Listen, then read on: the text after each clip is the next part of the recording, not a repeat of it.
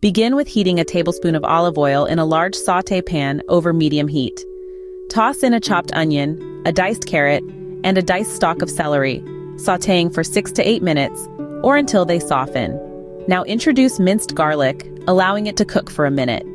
Next, add 3 cups of chopped rotisserie chicken, 2 jars of chunky marinara pasta sauce, and a teaspoon of Italian seasoning. Combine these ingredients and let them simmer on low for 10 minutes. While this is happening, take a medium bowl and mix a container of whole milk ricotta cheese with 3/4 of a cup of grated Parmesan cheese. Start layering your lasagna in the slow cooker. Begin with spreading a cup of your sauce at the bottom. Add 1/4 of the uncooked lasagna noodles on top, breaking them as needed to fit. Layer 1/3 of the cheese mixture next, followed by another 1/4 of the sauce and another 1/4 of the noodles. Repeat these layers twice.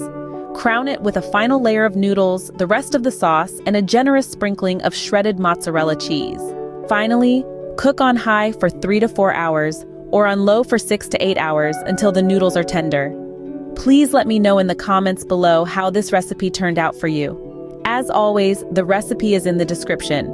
Don't forget to subscribe and help Magnolia Moon reach 1,000 subscribers.